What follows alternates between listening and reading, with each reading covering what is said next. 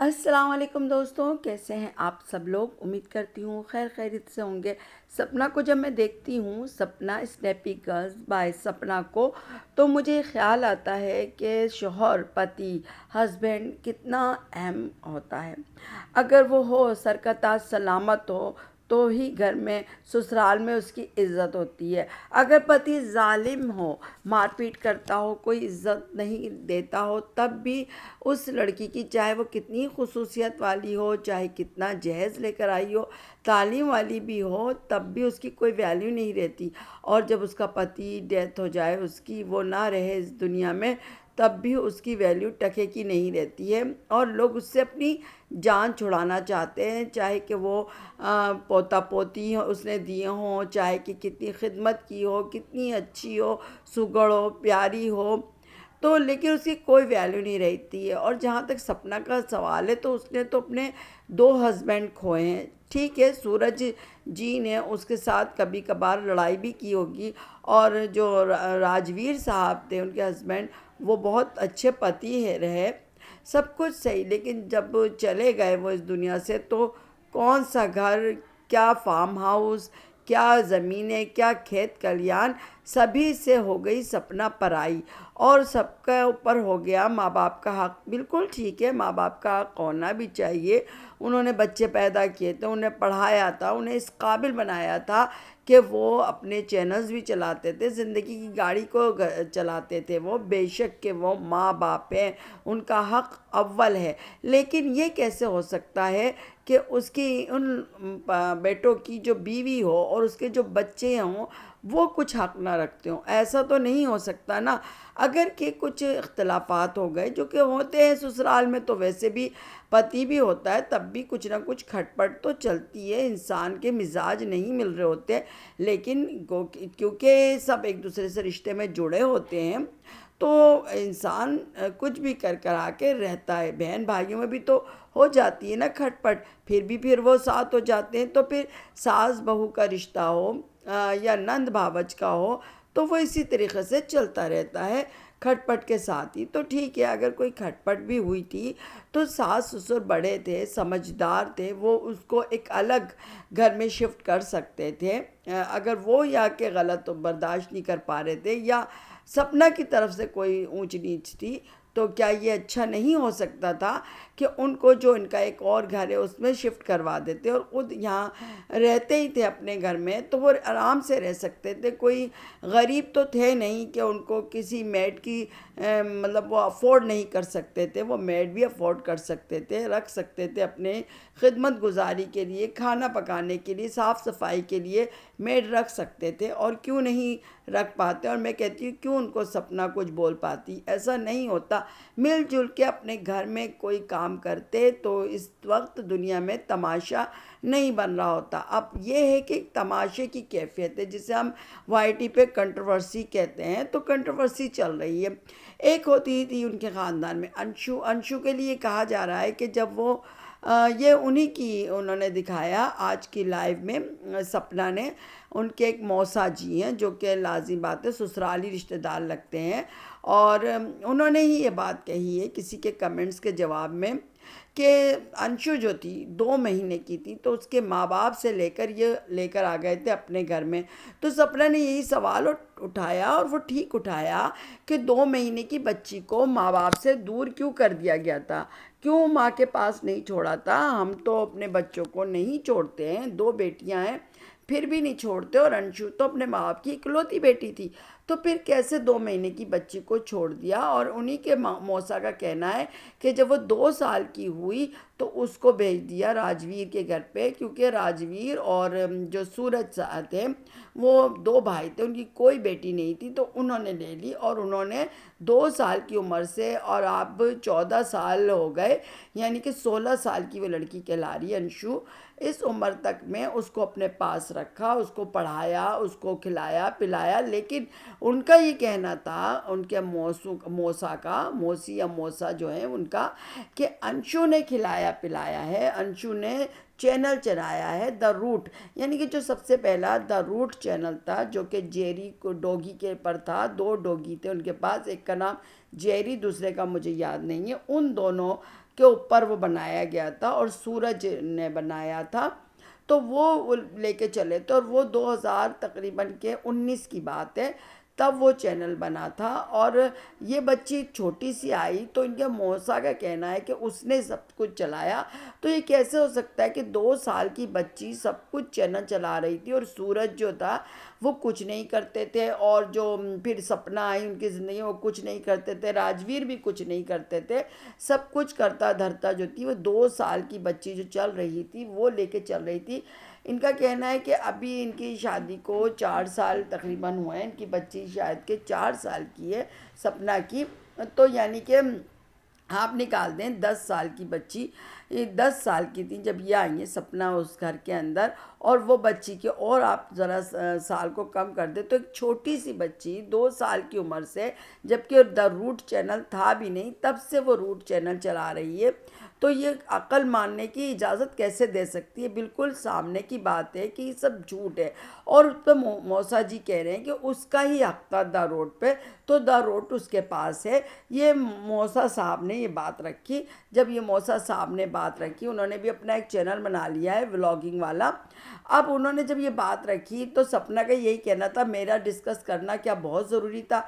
और अगर ज़रूरी था तो अब इन्होंने ये कहा है कि अंशु ने बचपन से पाला पोसा है इन लोगों को, तो थैंक यू थैंक यू। लाजमन कोई यही कहेगा, कोई भी बंदा हो वो यही कहेगा, चाहे कि वो अंशु को अपनी बेटी मानती थी सपना, लेकिन फिर भी सच्ची बात है जब इतनी बड़ी बात होगी तो फिर वो इसी तरह से बात करेंगी कि शुक्रिया अंशु कि तुमने हमें इतना खिलाया पिलाया और हमें ही पाला पोसा।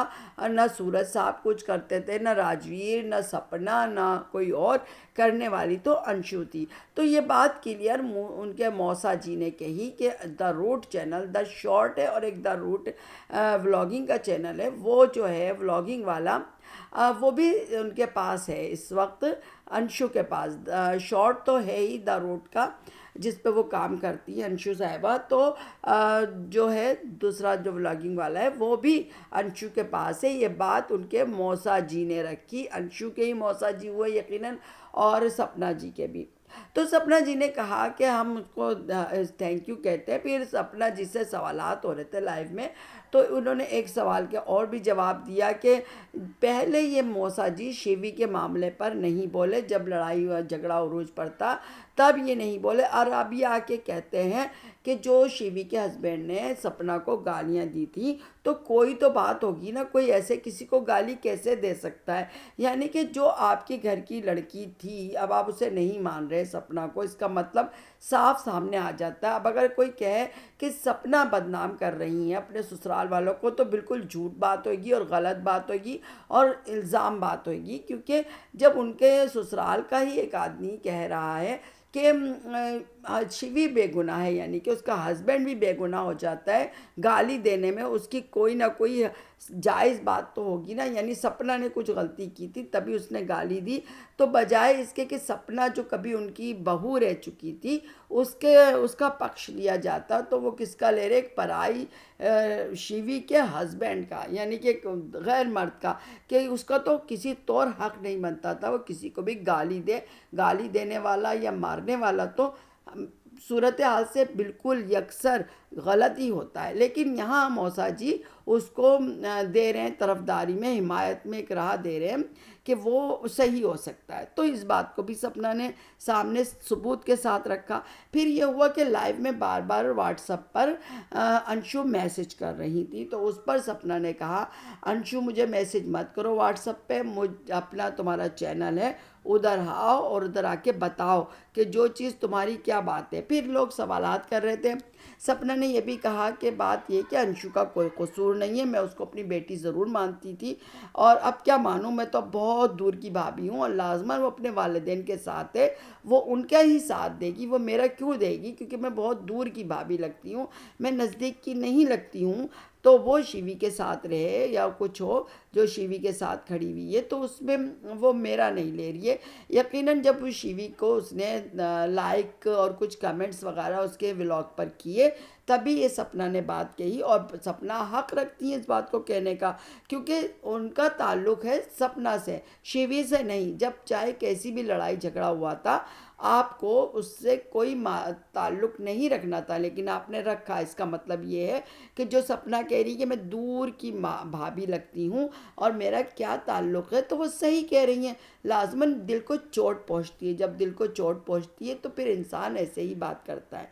फिर एक और चीज़ के सास ससुर को क्यों नहीं आपने वो किया, आने नहीं आए तो आपने क्यों इस तरह से वापस भेज दिया, क्यों नहीं गई? उस पे भी उन्होंने कहा कि वो पहले अंशु के घर गए। मेरा मुद्दा ये था कि वो पहले मेरे घर आते, वो मेरे ही घर आते डायरेक्ट, अपनी पोतियों से मिलते, लेकिन उनको शायद अंशु के घर वाले ज़्यादा प्यारे थे, अंशु ज़्यादा प्यारी थी, वो वहाँ गए और मैंने इसलिए मना किया कि वो लोग भड़का रहे हैं। और वाक़ई में यही सब कुछ लग रहा है कि वो भड़का रहे हैं, क्योंकि जब बेटे चले गए तो आपके लिए इम्पोर्टेंट सबसे बहू और पोतियाँ होनी चाहिए थी, लेकिन आपके नज़दीक में आपके दूसरे लोग हो गए जो ठीक है आपके ही रिश्तेदार हैं, लेकिन फिर बहू कैसे पराई हो गई, फिर उसकी पोतियाँ कैसे आपकी जो है वो पराई हो गई? उनको भी तो नहीं होना था ना, उनको भी तो अपने अपने मशवरे में अपने लायक रखना था ना, तभी तो वो फिर आपकी बन के रहती। लेकिन जब आप उसको एक साइड लाइन कर देंगी और दूसरों की बातें सुनेंगी, तो फिर बहू ये हक रखती है पूछने का कि मुझे एक साइड लाइन क्यों किया गया है। इस वक्त भी सपना मुझे बिल्कुल सही नज़र आती है कि उन्होंने सही कहा, डायरेक्ट मेरे पास आओ और फिर मुझसे बात करो, मेरी बच्चियों से बात करो, रहो रुको, लेकिन तुम रुकते भी नहीं हो और आते भी वहाँ से हो पट्टी पढ़ाई करके, और आते भी अकेले नहीं हो, उन्हीं लोग के साथ आते हो, यानी मौसा के साथ और अंशु वगैरह के वालिदैन जो भी कुछ उनके साथ। तो बिल्कुल सही बात कही थी और इसमें मैं हर बात को एग्री करती हूँ सपना की। और सपना माशाल्लाह से हो गई है मज़बूत, और लाज़मन उनको अपनी बेटियों के लिए मज़बूत होना पड़ेगा। और सही किया उन्होंने कि जो जितनी भी ज़मीन वमीन थी उसके चक्कर में नहीं पड़ी। तो दूसरी तरफ आ गया भाई अंशु का जवाब, यानी कि जो कहना चाहिए ना, बात छुपी हुई थी, वो अच्छा किया सपना ने कहा आप बोलो, ताकि इस तरह पता चल जाता है कि लोग दिल में क्या रखते हैं। जब अंशु की वीडियो आई है तो मैं अंशु का गुफ्तगू अंदाज़ है बयान देख के मैं हैरान रह गई कि ये वही छोटी सी लड़की है जो अभी भी 16 ही साल की है, कोई बड़ी तो नहीं हुई, और वो मासूम क्यूट सी लड़की जो भाभी भाभी करती थी, भाभी की दोस्त बनी हुई थी, ये अचानक क्या हो गई, किस तरीक़े से बात कर रही है। 2-3 बातें जिसके बारे में मैं अंदर की ये बात वो नहीं बोल सकती, लेकिन जो 2-3 बातें जो साफ साफ नज़र आती हैं मैं उस पर बात करूँगी। अंशु ने कहा कि जाइए पुलिस में जाएं और हमारे लिए कंप्लेन करें, द रोड के लिए कंप्लेन करें कि किसने आपका द रोड का चैनल ले लिया, आप मेरे पे इल्ज़ाम लगा रही हैं, आप वो करें ये करें। जबकि सपना ने साफ कहा कि मैं इल्ज़ाम नहीं लगा रही, मैं कुछ नहीं कह रही, मैं तो कह रही थी पहले ही से कि द रोड चैनल अल्लाह जाने किधर है, भगवान जाने किधर है, क्योंकि वो जो है द रूट चैनल का पासवर्ड जो था जो सूरज के नंबर पे था, और वो फ़ोन उन लोग ससुरालियों के पास है, किसी के पास, तो लाजमन किसी के पास भी होगा ससुराली के, तो उनका तो सिर्फ ये मुद्दा था। लेकिन अब मौसा जी कह रहे हैं कि चूँकि अंशु ने खिदमत की है 2 साल की उम्र से, तो उसका हक़ था द रूट पर, तो द रूट उसके पास है, तो उस पर वो बोल रही हैं। तो फिर इधर कहाँ से पुलिस और ये इस तरह की बातें आ गई, यानी कि आप ये किस तरीक़े से बात कर रही हैं कि जाओ पुलिस में जाओ, इधर जाओ उधर जाओ। सीधी सिंपल सी बात कह सकती थी अंशु, मेरे पास नहीं है, मौसा जी को गलत फहमी हुई है, हाँ हो सकता है हमारे किसी रिलेटिव यानी वालिद के पास हो, इन्हीं के अंशु के वालिद के पास हो ये चैनल, या फिर सास ससुर के सपना के पास हो वो चैनल द रूट, लेकिन मेरे पास नहीं है। ये क्लियर करना था, बजाय इसके ये कहने के कि द रूट जो है आप जो है मेरे पे इल्ज़ाम क्यों लगा रही हैं, और आपको इतना ही चाहिए, आप पैसा पैसा हर चीज़ को पैसे में तोल रही हैं, तो ये भी ले लें द शॉर्ट। अब बोलने में क्या हर्ज है, लाजिम बात है, बोलने से थोड़ी दे दिया, इतना ही है तो दे डालो, ख़त्म करो, उसको दो, वापस कर दो, दे दोगी तो क्यों नहीं ले लेगी वो सपना। लेकिन बात ये सिर्फ बोलना मतलब पैसों ही की सारी लड़ाई है। इतना सास ससुर फिर क्यों कर रहे हैं, इतना ज़मीनों की फ़रोख्त, इस तरह की मामलात को क्यों उठा रहे हैं? लाजमन असल बात पैसा ही है। अब ये अंशु कह रही हैं कि आप पैसा पैसा कर रही हैं, तो ऐसा तो कैसे हो सकता है, कब्ज़े में तो सास ससुर के चीज़ें हैं ना, और भड़काने में तो आप लोग के वालिदैन हैं और दूसरे मौसा टोसा जो भी कोई हैं वो लोग हैं।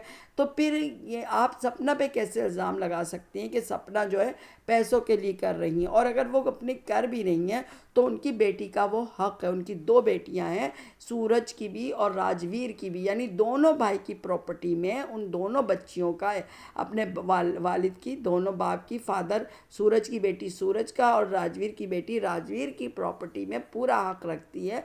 तो फिर अगर कि वो बोल भी रही हैं तो सच बोल रही हैं, हक बोल रही हैं। अपनी बेटी के लिए बोलना, बच्चियों के लिए कोई बुराई नहीं है, बच्चियों के लिए कह रही हैं, अपने लिए नहीं कह रही हैं। तो ये बात याद रखें। और वहाँ पर मैंने कमेंट्स भी पढ़े, बहुत से कमेंट्स इस लड़की को देख रहे थे बड़े हैरत से कि छोटी सी लड़की जिसे हम इतना अच्छा समझते थे, ये लड़की के साथ तड़क तड़क के बोल रही है।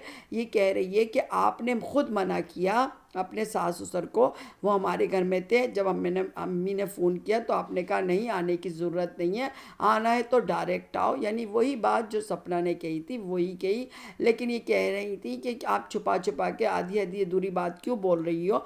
तो जो बात सपना ने रखी थी वो इन्होंने ही बोली 19-20 करके। तो फिर सपना ने तो सही बोला, आप लोग गलत कर रहे थे, और दादा दादी को आने का हक था पूरा डायरेक्ट अपने पोतियों के पास, लेकिन क्यों वो आपके घर आई, ये एक सही सवाल है। तो लिहाजा बात ये हो रही है कि सबसे बुरा रुपया ही होता है, ज़रूरत भी है और वो झगड़े भी करवाता है। इस वक्त कंट्रोवर्सी वजह वही जायदाद है। लड़के जवानी में चले गए, हस्बैंड जवानी में चले गए, फादर जो थे वो जवानी में चले गए, और इतना कुछ उन्होंने अचीव कर लिया था कम उम्री में कि वो बन गया है गले की हड्डी सबके लिए, माँ बाप के लिए भी और उसके रिश्तेदारों के लिए भी, और सपना और उसके बच्चों के लिए भी मुश्किल हो गई है। इससे तो बेहतर होता है कुछ छोड़ के ही नहीं जाता, लेकिन क्या ही किया जाए, इम्तिहान है कि देखो किस तरीक़े से लोग पैसों पर करते हैं और हकदार को भी हक देते हुए रोते हैं। तो एक बात तो ये तय हो गई कि कोई बच्चा बच्चा नहीं होता। जब कोई बच्चा कि जिसकी तरबियत और सोबत में जाता है वो फिर वैसे ही हो जाता है। तो इस वक्त अंशु अपने वालिदैन और मौसा जी और इस तरह के लोगों में बिल्कुल उन्हीं की तरह से एक औरत की तरह ज़बान बोल रही है।